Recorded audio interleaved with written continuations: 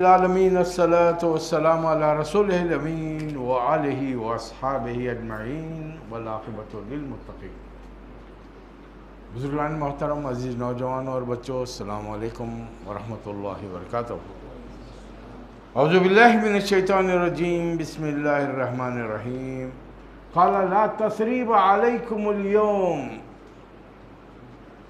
یغفر اللہ لکم وہو ارحم الراحمین۔ صدق اللہ مولانا العظیم۔ فرمایا آج تم پر کوئی گرفت نہیں ہے، اللہ تمہیں معاف کرے، وہ سب سے بڑھ کر رحم فرمانے والا ہے۔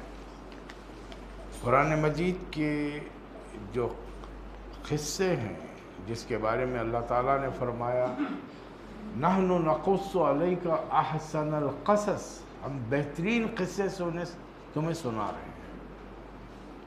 اب ان قصوں میں 1400 سال پہلے صحابہ اکرام کے لیے کیا درس نصیحت تھی اور عمل کے لیے کیا احکامات اور ہدایات تھیں، آج ہمارے لیے اس میں کیا سبق ہے۔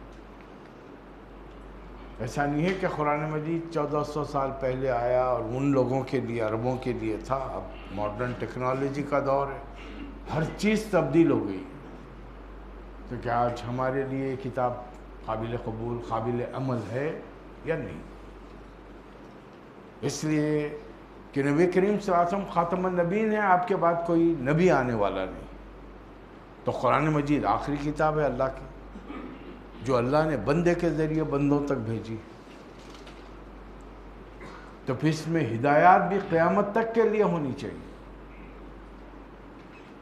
ہر دور کے لحاظ سے اس کے مفاہیم، اس کے مطالب بدلتے رہیں گے، لیکن ہر دور کے لیے اس میں ہدایتیں موجود ہیں۔ سورہ یوسف واحد سورہ ہے جس میں اللہ تعالیٰ نے ایک پیغمبر کے جملہ پیدائش سے لے کر ان کے آخری وقت تک کے تمام باتوں کو اس میں احاطہ کیا ہے، جمع کیا ہے۔ یہ سورہ دراصل ایک سوال سے پیدا شروع ہوا، جب مکے کے مشرکین نے جو سفر کر کر مدینہ سے ہوتے ہوئے، کبھی خیبر سے ہوتے ہوئے باہر کے ممالک میں جاتے تو یہودیوں سے ان کی ملاقات ہوتی۔ عرب کی زمین پر یہودی اس لیے آ کر بیٹھے تھے کہ انہیں اندازہ تھا کہ خاتم النبیین، آخری نبی جو آئے گا وہ عرب کی سرد کھجوروں والے دیس میں آئے گا، اور اسی امید پر وہ یہاں آ کر بس گئے تھے۔ تقریباً 10 سے 12 قبیلے، جن میں سے 3 قبائل مدینے میں بستے تھے، کہ اگر آخری نبی آیا تو ہم میں سے آنا چاہیے، بنی اسرائیل میں سے۔ اس امید پر وہ آ کر بسے تھے، ورنہ یہ عرب جو سرزمین ہے وہ باہر والوں کے لیے نہیں تھی، باہر والے بہت ہی ریئر آ کے بہت کم بسے ہیں یہاں پر، اور خاص طور پہ یہ لوگ یہودی۔ یہاں آ کر انہوں نے بڑے اچھے اچھے مقامات پر قبضہ کر لیا۔ مدینے میں بھی تھے تو ایک گروپ، ان کا ایک قبیلہ بیچوں بیچ آبادی کے رہا، 2 باہر رہے، لیکن یہ زرخیز علاقہ تھا، اور ان کی بڑی تعداد خیبر میں بس گئی، اور خیبر بہت ہی ایک دم کلٹیویٹڈ ایریا ہے، بڑی پیدائشیں، بڑی وہاں پر پیداوار ہوتی ہے، اور لوگ بڑے کھاتے پیتے، صحت مند، مالدار، یہ ساری چیز۔ تو سوال یہ تھا کہ بنی اسرائیل جن کا اصل ٹھکانہ فلسطین تھا، یہ فلسطین سے مصر کب گئے؟ اللہ نے اس کے جواب میں ہمارے نبی پر پورا مکمل 111 آیتوں پر مشتمل سورہ نازل فرمایا، اور بتا دیا کہ اے نبی صلی اللہ علیہ وسلم، یہ واقعات آپ نہیں جانتے تھے۔ نحن نقص علیک احسن القصص بما اوحینا الیک وان کنت من قبلہ لمن الغافلین۔ اس سورہ کے آپ پر نازل ہونے سے پہلے ان تمام واقعات سے آپ لا علم تھے، نہیں جانتے تھے۔ دیکھیے، کچھ باتیں، جملے کہے جاتے ہیں، توجہ دینے کی ضرورت ہے۔ امت مسلمہ کا ایک گروپ رسول اللہ صلی اللہ علیہ وسلم کے سے بڑی محبت کرتا ہے، اچھی بات ہے۔ نبی کریم صلی اللہ علیہ وسلم نے خود 2 ٹوک الفاظ میں فرما دیا تم میں سے کوئی شخص مومن نہیں ہو سکتا جب تک کہ میں نبی کریم صلی اللہ علیہ وسلم اس کو اس کے باپ سے، اس کے بیٹے سے اور دنیا کے تمام انسانوں سے عزیز نہ ہو جائیں۔ تو محبت کرنی چاہیے، لیکن جو بھی کام زندگی میں کریں اس میں غلو، ایگزیجریشن جب آئے گا تو وہ چیز بگڑ جاتی ہے، وہ چیز برباد ہو جاتی ہے، تباہ ہو جاتی ہے، عقیدے خراب ہو جاتے ہیں۔ عیسائیوں نے عیسیٰ علیہ السلام کی شان میں غلو کیا، خدا کا بیٹا بنا دیا، کتاب پر توجہ نہیں دی۔ یہودیوں نے کتاب پر توجہ دی، نبی کی سیرت کو بھلا دیا، اب عمل نہیں کر سکتے، تھیوری موجود ہے ان کے پاس، اس پر عمل کر کے بتانے والی پریکٹیکل شخصیت موجود نہیں ہے۔ یہاں پریکٹیکل شخصیت موجود ہے عیسائیوں کے پاس، کتاب نہیں ہے، اور رولز ریگولیشن، وہ تعلیمات جس پر عمل کر کے عیسیٰ علیہ السلام ایک سوسائٹی قائم کرنا چاہ رہے تھے، وہ نہیں ہے یہاں پر۔ خیر ان کو موقع بھی نہیں ملا،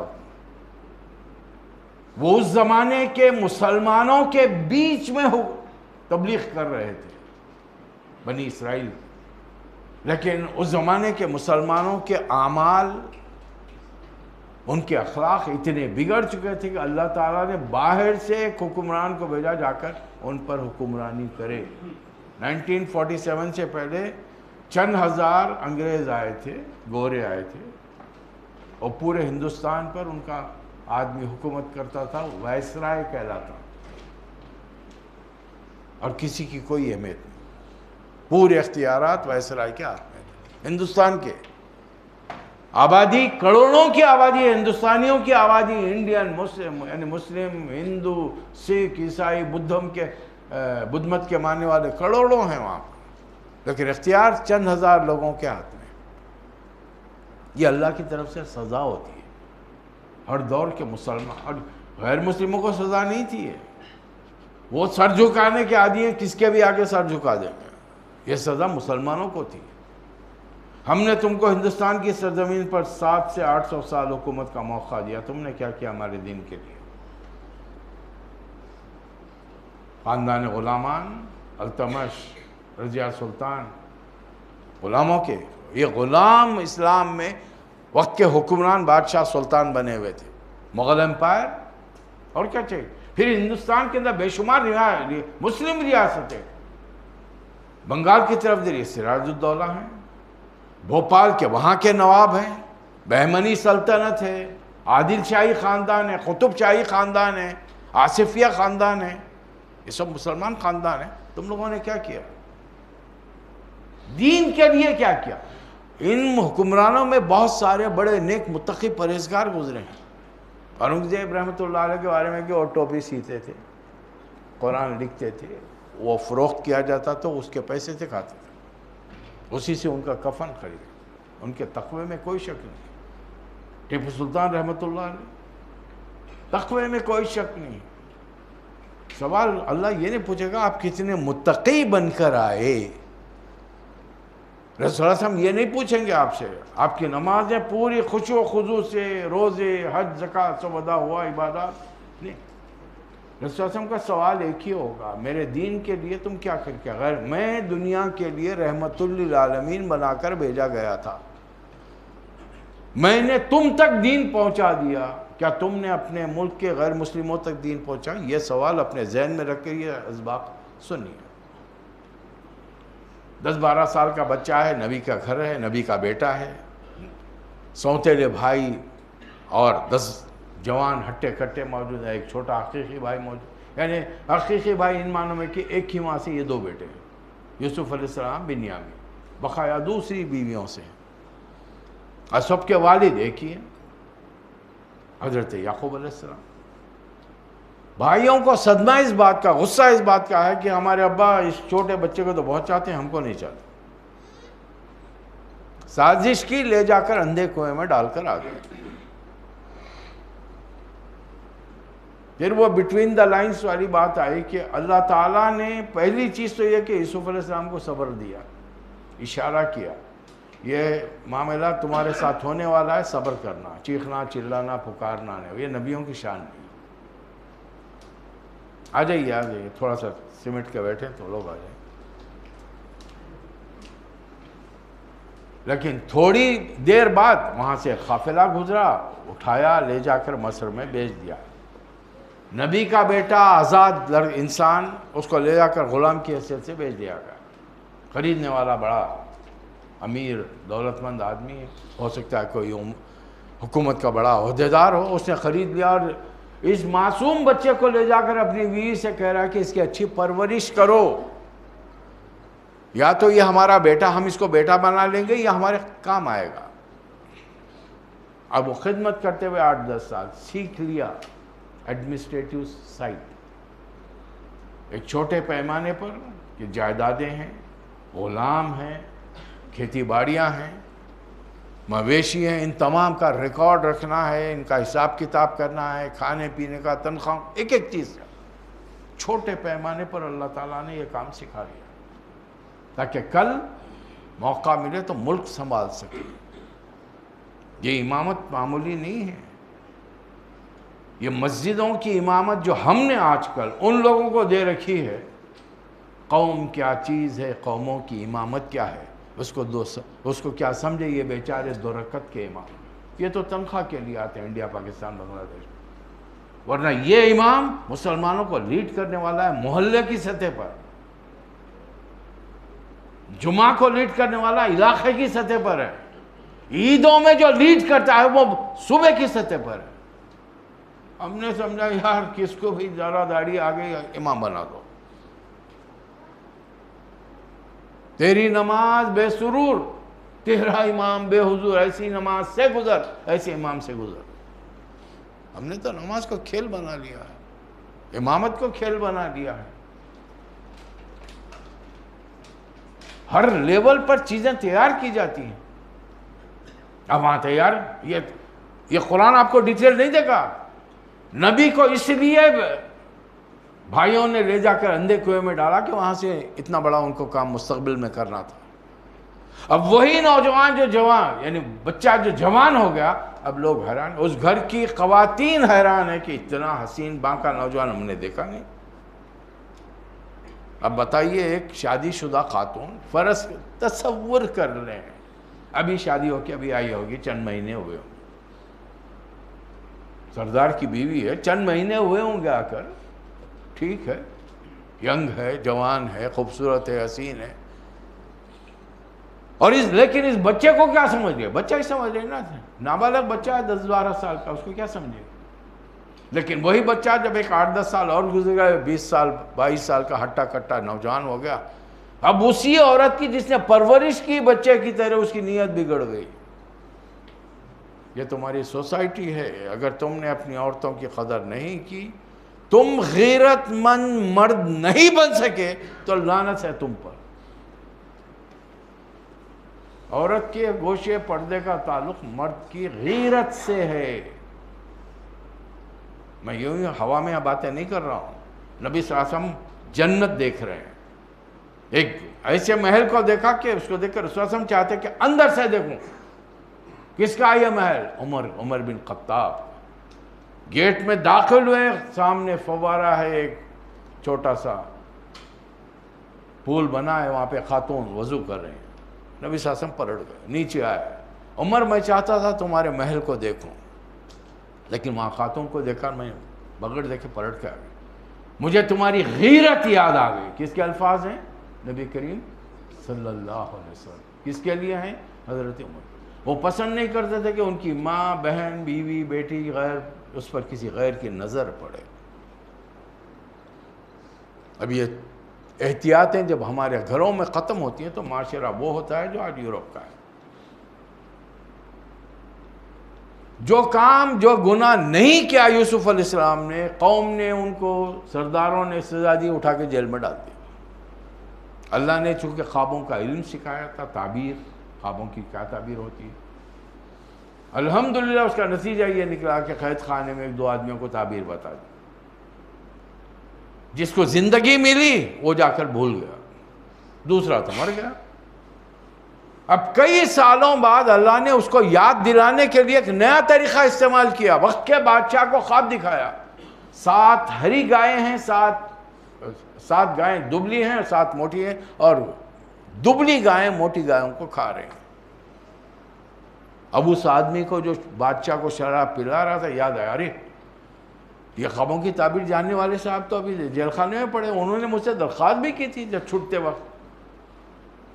تو نفسیاتی چیز کیا ملی؟ جب مجھے میرا کام نکل گیا, مل گیا, میں دنیا کو بھول جاتا ہوں. I don't care. ہوگی دوستی اپنی جگہ پر. پھر یہ نفسیات کیا ہے؟ اب جب 8-10 سال بعد اس آدمی کو یاد آیا تو اب اپنا مطلب براری کے لیے, اپنا مطلب نکالنے کے, یا ایھا صدیق آئیے, اے میرے جگری دوست مجھے اس خواب کی تعبیر بتاؤ. اور دوسرا کیا سبق مل رہا ہے؟ دین کے کام میں معاملے کے اندر کوئی لین دین نہیں ہو رہا. اب تو تقریریں کرنے کے لیے فیس مقرر ہے بھائی. انڈیا پاکستان میں بڑی بڑی شخصیتوں کا جو کراؤڈ پولنگ مقررین ہیں وہ نہیں آتے آپ کے پاس. معمولی چھوٹے درجے کے جو مقررین ہیں ان کے آنے پر ایک شال کا بندوبست, ایک پھولوں کے ہار کا بندوبست, پھر آنے جانے کا کرایہ, کچھ لفافے میں تھوڑا بہت دینا پڑتا ہے. فری میں کوئی ارے نعت پڑھنے والے نہیں آتے تو تقریر کرنے والا کیسا آئے گا بھائی؟ اور یہاں نبی کا کیریکٹر کیا بتا رہا ہے؟ نبی کا کیریکٹر ہوتا کس لیے؟ امتیوں کے لیے فالو کرنے کے لیے. نہیں, ہم کو کچھ نہیں چاہیے. بغیر 1 سیکنڈ کا توقف کیے کہ فوری بتا دیا اس خواب کی یہ تعبیر.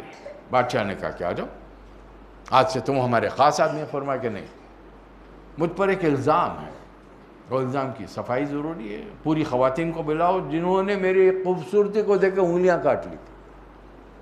اب بادشاہ کے حکم پہ بڑے بڑے سرداروں کی عمر رسیدہ بیویاں عورتیں.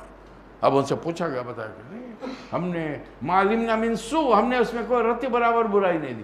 اب وہ خاتون جس نے برائی کی تھی اس نے کھل کر بات کی کہ ہاں میں نے اپنے, ایک عورت ڈنکے کی چوٹ میں بھرے دربار میں کہہ رہی ہے میں نے اپنی خواہش نفس اس مرد سے, نوجوان سے پوری کرنی چاہیے جس کو میں نے بچے کی حیثیت سے پالا. اور سوچ کے دیکھو, یہ بچ نکلا, اس میں کوئی برائی نہیں.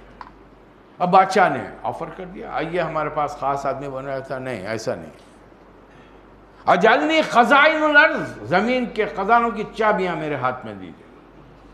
اور اللہ نے کیا فرمایا اس مقام پر؟ امکناہ, ہم نے زمین میں اقتدار بچا, جو چاہتے تھے کرتے تھے. کیا کوئی بڑے سے بڑا وزیر, پرائم منسٹر جو چاہے کر سکتا ہے؟ بادشاہ کی موجودگی میں, پریسیڈنٹ کی موجودگی نہیں کر سکتا. اس کا مطلب ہے کہ اللہ تعالیٰ نے وہ مقام عمر تک, ہو سکتا ہے وہ ریٹائرڈ ہو گیا, بیمار تھا, عمر رسیدہ تھا, ہو سکتا ہے انتقال ہوگا, اس کے بعد لوگوں نے ان کو بنا دیا. اب آہستہ آہستہ اس ملک میں تبلیغ چلی, پھر وہ جو خواب تھا اس کی تعبیر سامنے آئی. 7 سالی بڑے زور کی آئی. شروع کے 7 سال ٹھیک رہے. یوسف علیہ السلام نے اناج اور غلے کو اسٹور کر لیا. اب جب اس کے بعد 7 سالی شروع ہوئی تو دوسرے علاقوں سے, دور دور سے لوگ آنے لگے. اناج چاہیے, غلہ چاہیے. راشننگ کا سسٹم آج کی نوجوان نسل تو نہیں دیکھی ہے, لیکن ان کے باپ, ان کے دادا جی دیکھ چکے ہیں, لائنوں میں کھڑے رہ کے لیتے تھے. راشن کارڈ کہلاتا تھا. ایک آدمی کم ہو مسئلہ ہو جاتا تھا, نام اگر نہیں دکھایا.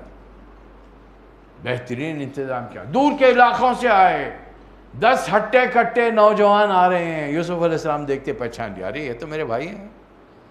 لیکن وہ بھائی, 10 بھائی جنہوں نے 10 سالہ 12 سالہ بچے کو گڑھے میں اندھے کنویں میں ڈھکیلا تھا, وہ پہچان نہیں سکے. اس کی پوری پرسنالٹی چینج ہو چکی ہے. چھوٹا بچہ 12 سال کا بغیر داڑھی کیا ہوتا ہے؟ اب یہ 22 24, اب تو 30-35 سال کے ہو گئے, داڑھی بھر بھر کے, یہ پرسنالٹی. پوچھئے کون کون ہے بھائی تمہارے گھر میں؟ اب ان کو حال معلوم ہے. اور نہیں, ہم ہیں, ابا ہیں, امی ہیں, اور 10 بھائی ہیں, یا اور ایک بھائی کا. پھر اور وہ کہاں ہیں؟ نہیں, ابا نہیں بھیجے, بہت چاہتے ہو اس کو, نہیں بھیجے. نہیں, اگلی بار نہیں آیا تو نہیں دیں گے اس کو, تم کو بھی غلہ نہیں دوں گا, آنا نہیں یہاں پر.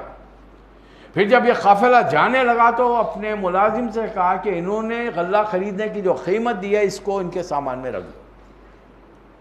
اب وہ لوگ چلے گئے. اب جا کے دیکھیے انسانی مزاج کیا ہے. کیا ہے ابا جان آپ سٹیا گئے, بڈھے ہو گئے نا, اس کو چڑھا لے کے بیٹھے ہیں چھوٹے بھائی کو, اور وہاں پہ بادشاہ نے انکار کر دیا, نہیں دیتا ہوگا, اللہ نہیں ملے گا, اگلے سال آپ کو بھیجنا پڑے گا. باپ پہ غصہ ہو رہا ہے. اللہ نے کیا حکم دیا؟ وَلَا تَقُلْ لَهُمَا اف. تربیت کی ہم نے اپنی اولاد کی, اور چھوٹے چھوٹے بچے منہ کو آ رہے ہیں. وہ ادب احترام جو ہم نے اپنے ماں باپ کا کیا تھا, اپنے والدین کا کیا تھا, آج ہم کو خود نظر نہیں آ رہا. سامنے کھڑے, ذرا مزاج کے خلاف بات ہو, سامنے کھڑے, آپ کیا جانتے ہیں؟ ہاں کیا ہو گیا؟ دنیا تبدیل ہو گئی, دنیا کے اخلاق تبدیل ہو گئے, کھانے پینے کا معیار بدل گیا. ہوا کیا آخر؟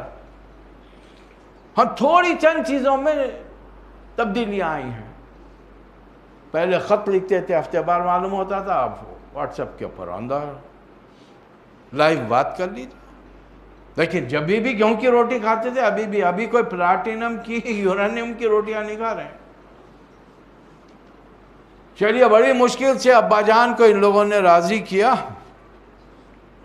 لیکن حضرت یعقوب علیہ السلام نے فرمایا کہ تم لوگوں کی حفاظت ضروری ہے بیٹا, لیکن میں بھروسہ کس پر کرتا ہوں؟ واللہ خیر حافظہ. سب سے بڑا حفاظت کرنے والا اللہ ہے. تدابیر کیجئے, گھر کے دروازے بند کر کے سوئیے. tie your camel then trust in Allah. ارے اپنے اونٹ کو, اپنے گھوڑے کو باندھ لو, اس کے بعد میں اللہ پہ بھروسہ کرو. چھوڑ دے کے آگے بھاگ جاتا ہوں. تدابیر کرو, اس کے بعد میں نتیجہ اللہ پہ چھوڑو. ایک خاص نصیحت کی یعقوب علیہ السلام نے. میرے بچوں, اب 10 بچے جا رہے ہیں, صورت شکل ذرا ماں باپ کی وجہ سے ملتی جلتی ہے. اب لوگوں کو ڈاؤٹ ہو جاتا کہ بھئی اٹھے کٹے نوجوانوں کا کوئی ڈاکوں کا گروہ تو نہیں ہے. تو کہا کہ بیٹے جب شہر میں داخل ہو, یا بنیا ادخلوا ابواب متفرقہ, تو یہاں ایک بات کا تعلق حدیث سے جوڑتا ہے. اے میرے بچوں, شہر میں جب داخل ہو تو مختلف دروازوں سے جاؤ, ایک ہی دروازے سے مت جاؤ. نظر لگ جائے گی, کچھ نہیں ہوگا, نظر لگے گی. نظر ہوتی ہے نظر بھرا, نظر بھرا. اس لیے معززتاً اپنے بچوں کو, چھوٹے بچوں کو رات میں پڑھ کے سوئیں, پھونکیں, اپنے آپ پر پھونکیں. کیا پتہ بھئی آپ جیسے اسمارٹ دوسرا نہیں ہے. میں آپ کو دیکھ کے کہوں یار اتنے اسمارٹ بیٹھے ہوئے میرے سامنے, ہم نہیں ہیں ایسے اسمارٹ. یہ نظر ہے.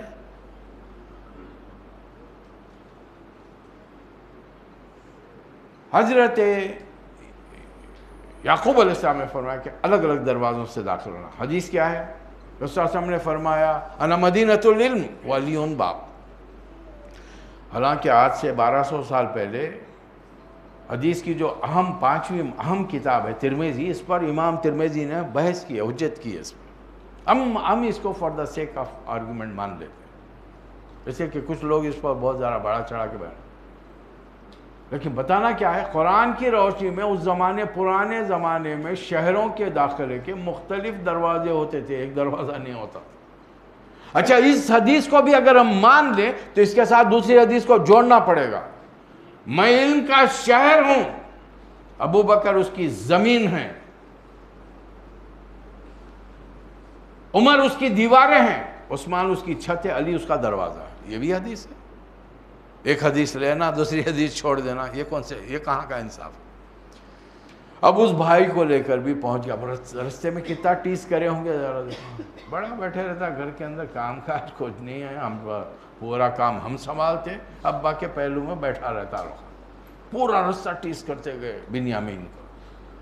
وہاں جب پہنچے یوسف علیہ السلام نے بھائی کو بلایا اور آہستہ سے کہا انا یوسف, میں تمہارا بھائی ہوں. انا اخوک, میں تمہارا بھائی ہوں. دیکھو مجھے معلوم ہے یہ سارا راستہ تم کو ستاتے آئے ہوں, اب کیر مت کا, اب میرے ساتھ ہو, بے فکر ہو. اچھا آپ جانے لگے, قافلے کو سامان دے دیے, قافلہ جا رہا ہے. یوسف علیہ السلام چاہتے ہیں کہ چھوٹا بھائی میرے ساتھ رہے, باوجود یہ کہ اقتدار ہے, پوری قوتیں اور طاقت ہے, روک نہیں سکتے, اس لیے کہ اس میں ملک میں قانون چلتا ہے, دین الملک.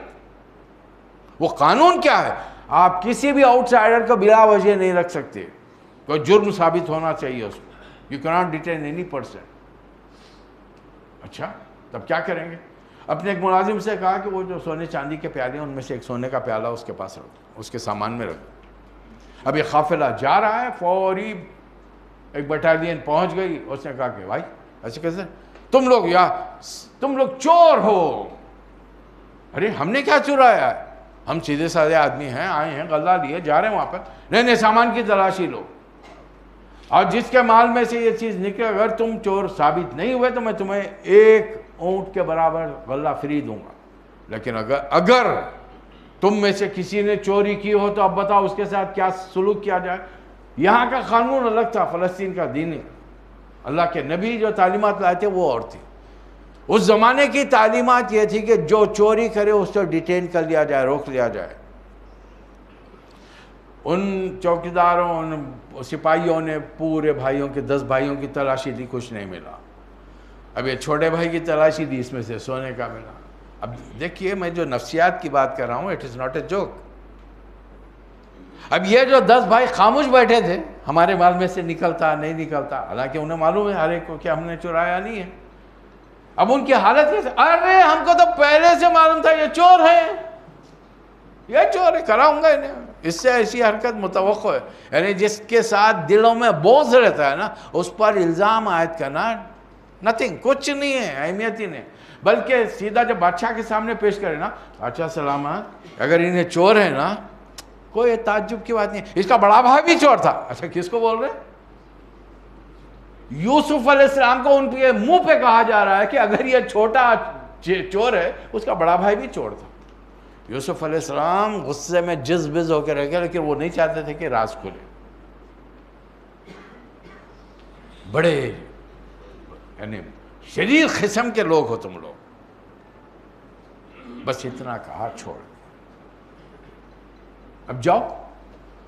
ان سب میں جو بڑا بھائی تھا، جس کے بارے میں میری گمان یہ ہے کہ شاید اس نے شروع میں جب پلان ہو رہا تھا کہ قتل کر دو یوسف کو، تو بڑے نے کہا کہ نہیں.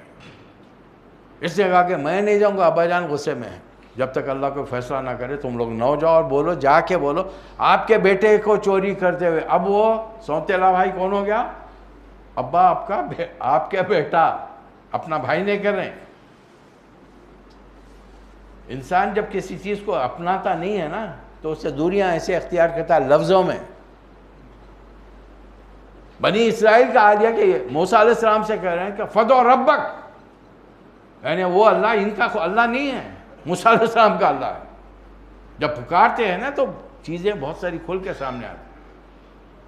جا کر کہہ دو کہ ابا ہم نے آپ کے بیٹے کو چوری کرتے ہوئے نہیں دیکھا ہے، وہ قافلے والوں سے پوچھ لو. اب یعقوب علیہ السلام نے دیکھا، روتے روتے ان کی بینائی چلی گئی. تعجب ہے یا اسٹانشمنٹ. ہاں،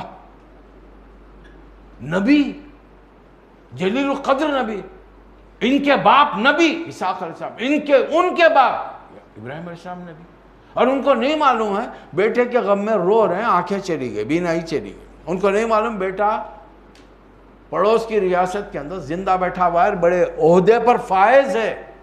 انہیں غیب کا علم نہیں ہو سکا. لیکن ہمارے ہاں بحث چل رہی ہے، سب غیب کا علم جانتے، سب جانتے، بابا، حضرت، پیر،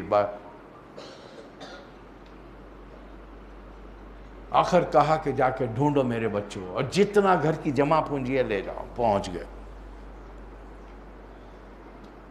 بادشاہ سلامت، یہ ہمارے والد کا حال بہت خراب ہے، ضعیف ہو گئے ہیں، یہ جو کچھ ہے ہمارے پاس آپ کو دے رہے ہیں، بچے بھائی کو چھوڑ دیجیے. تو پوچھا کہ تم لوگوں نے یوسف کے ساتھ کیا کیا ہے، یاد ہے؟ ایک دم حیرانی ہے بت. تم کو یوسف کا نام کیا ہوا؟ اب گھور گھور کے دیکھ رہے ہیں. انتا یوسف، تم ہی یوسف ہو؟ انا یوسف احد اخی، ہاں میں یوسف. اب دیکھیے ان کے بعد میں لقد تاللہ، قالوا تاللہ لقد آثرک اللہ علینا. اب اپنی غلطیوں کا اعتراف ہو رہا ہے، کنفیشن. اللہ نے تم کو ہم پر فضیلت دی ہے. وَإِن كُنَّا لَخَاطِئِينَ، ہم خطا کار تھے. سچے دل کے ساتھ توبہ کر لی جائے تو اللہ کو بہت پسند ہے. خیر الخطائین التوابین، اللہ کے نزدیک خطا کرنے والوں میں بہترین کون ہے؟ جو پلٹ کر اللہ کی طرف رجوع کرتے ہیں. ایسے موقع پر آپ اور ہم رہتے تو کیا کرتے تھے؟ بھائی ہو کر، ایک باپ کی اولاد ہو کر میرے کو گڑھے میں ڈال دیے تھے، میرا جھپا نکال کے چلے گئے تھے. ہم ایک ایک چیز کو یاد کرتے ہیں اور ہر وقت یاد کرتے رہتے، اور یاد کرنے کے لیے وہ نئی گھر والی بھی آ جاتی ہے ہماری. جب تک آپ کے ساتھ انہوں تو ایسا کر رہے تھے، آپ کہیں کو چھوڑ دے رہے ہیں. ارے شیطان شیطانی نہیں ہے، انسانی شکلوں میں بھی ہمارے گھروں میں موجود ہے. ہمارے دوستوں کی شکل میں، ہمارے کزنز کی شکل میں، ہماری بیویوں کی شکل میں، سب موجود ہیں. نہیں، وہاں کنٹرول ہے. اتنا اقتدار ہے کہ ان کو یعنی ننگا کر کے مار سکتے ہیں، ان کی جتنی چاہے بے عزتی کر سکتے ہیں. لیکن کیا فرمایا؟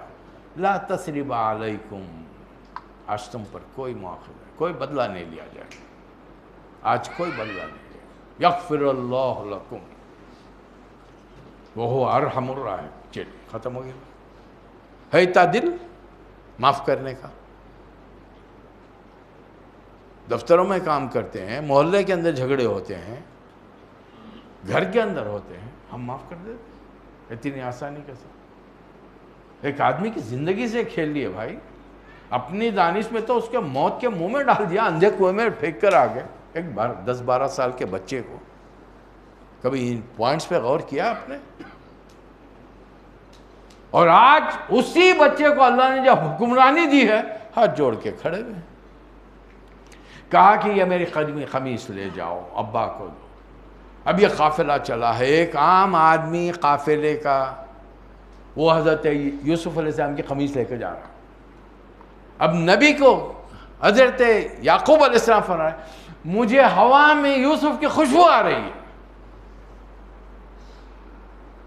میں یوسف کی بو محسوس کر رہا ہوں. یہ ہے باپ بیٹے کا تعلق، رشتہ.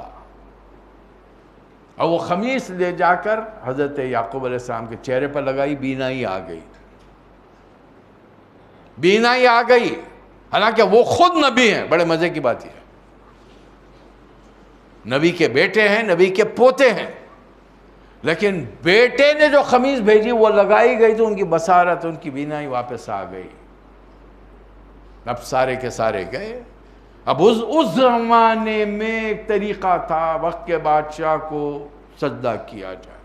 پریکٹیکلی مان لیجئے، for the sake of argument, بحث کی خاطر مان لیجئے، وہ جھک کر اپنا پیشانی زمین پہ رکھ کے انسان کو سجدہ کرتے تھے. I agree، میں مانتا ہوں، بلکہ میرا ایمان ہے. سوال یہ ہے کہ میں حضرت یوسف علیہ السلام کا ماننے والا ہوں یا محمد عربی صلی اللہ علیہ وسلم کا ماننا. پہلے سوال یہ ہے ہمارا. دوسرے نبیوں میں کیا ہوا ہمیں بحث نہیں ہے.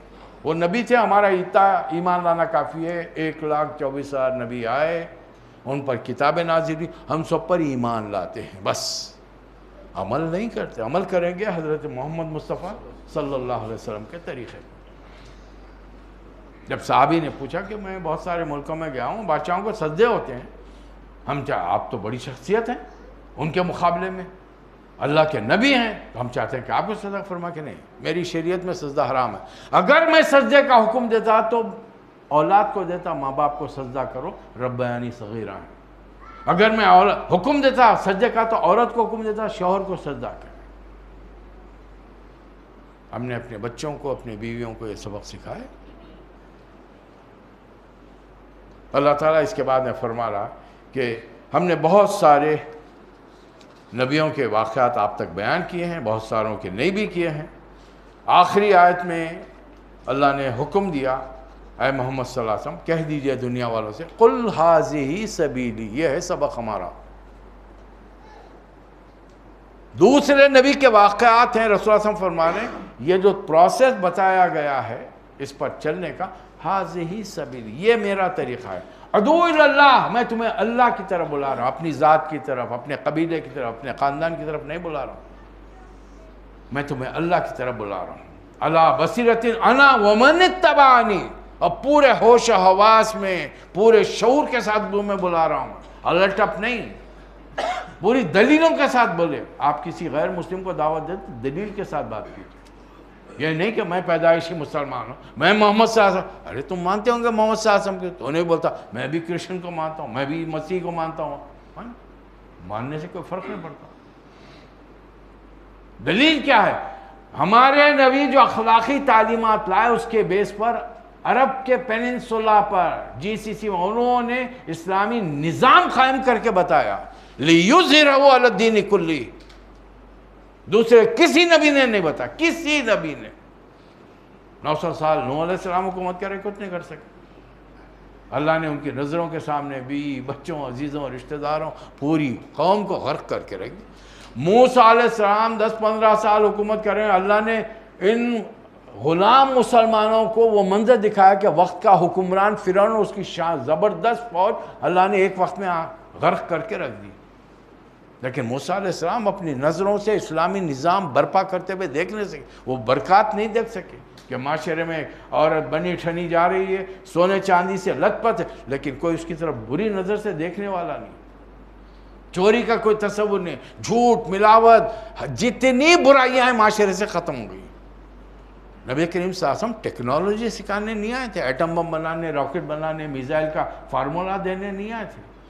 تم زندگی میں جو بھی کرو، جو بھی بناؤ، یہ سمجھ کر کہ ان اللہ یرا، مجھے اللہ دیکھ رہا ہے، مجھے نبی کے طریقے اور سیرت پہ چلنا ہے۔ اسلام بچوں کو اعلیٰ تعلیم حاصل کرنے سے، سائنٹسٹ بننے سے، بڑے سے بڑے پوزیشن پہ جانے سے منع نہیں کرتا، لیکن جب ان پوزیشن پہ پہنچ جاؤ تو پھر یہ ایک بڑی پوزیشن پہ پہنچ گیا، غصہ آیا اس کو ٹرمینیٹ کر دو، نہیں، یہاں دیکھیں بچے نے، ایک چھوٹے بچے کو جوان بھائیوں نے گڑھے اندھے کنویں میں ڈھکیل دیا، لیکن جواب میں کیا ہوا، کیا اخلاق بتائے گئے؟